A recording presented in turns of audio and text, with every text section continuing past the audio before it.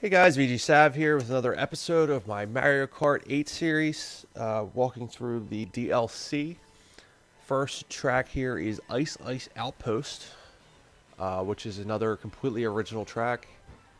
I'm using the Black Yoshi in the W25 Silver Arrow Mercedes DLC car, the third of the three Mercedes DLC carts that were released a couple months ago. And I had noticed after using the GLA vehicle twice in my previous videos that I did not use the GLA tires, which was the one set of tires that came with that DLC. I'm using it currently on this car. Um, anyway, the main thing I want to talk about here is Ice Ice Outpost. It's basically two uh, conjoined tracks together on one track, the yellow side and the green side. Um, if I had to pick a side that I prefer, it's probably the yellow side. Though I probably in the early stages of the map the track prefer the green side, and then in the later stages I prefer the yellow side. Um, Overall, this track again, kind of like um, the dragon uh, the Dragon Driftway. This map kind of feels like it was cut from the original game. I don't know why I feel that. Um, with like I kind of mentioned previously, they had three throwback tracks and then three kind of retro style tracks. And these two original tracks to me, they're original tracks, so maybe I shouldn't just go ahead and just call it lazy, but it just has that feeling of I don't know, like they were just cut from the original game to make DLC, and it borderline angers me and aggravates me. But at the same time, I think it's really cool that Mario Kart's getting DLC. But it's just I understand, like, a lot of people are either on one side of DLC or the other side of DLC. There's the people on the one side that say if it's so good, why don't they just put it in the game instead of making you pay more a premium for it? And then there's the people on the other side that says, well, it's more stuff. So there, of course, if you're going to have them make more stuff, it's going to cost you money. The developers want to get paid. Da, da, da, da, da. And it's great that you have this extra stuff.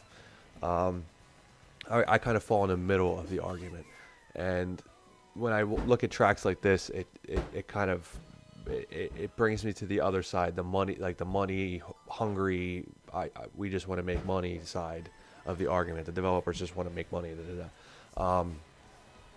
Because I just feel like this could have been included in the original somehow, but it wasn't. For whatever reason, it was cut, or maybe they made it completely original just for DLC. I kind of find it hard to believe with how long Mario Kart took to be made, that they just within a month or two, 3 months of release, just all of a sudden came up and made this track. I don't believe that.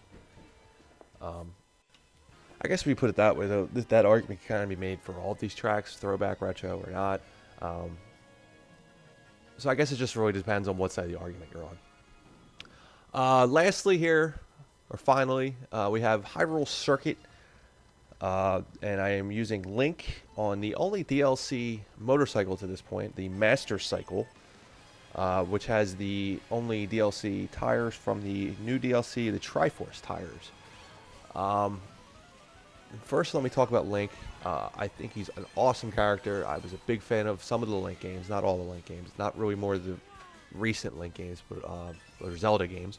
But the older Link to the Past, I think, was my absolute favorite Zelda game. So I was pretty excited to see Link coming to Mario Kart. I don't like the fact that he's a big character. I don't quite understand that, to be honest with you.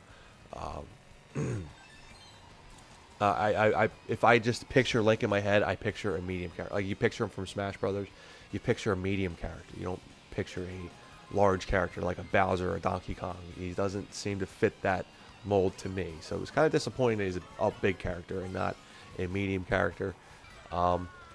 The fact that they only put out a motorcycle for him is disappointing to me, because I hate motorcycles. I've not, as you can probably tell just by watching me race this motorcycle, I am very bad with motorcycles. So I was kind of hoping for a kart for him, but they did a motorcycle instead. The track is awesome. I really enjoy the track. I don't enjoy driving it with a motorcycle, but I do enjoy driving it with a kart. It has that very retro feel to it. It reminds me a lot of playing Link to the Past when I was a kid. Um, I love the fact that they put gems in the map instead of coins. I love the music of the map. You can't hear too much over my talking, but it's a very, very cool feeling and map. A lot of sound effects remind you a lot, like the item box sound. I can't quite put my finger on it, but it reminds me of something from the Link games, the Zelda games.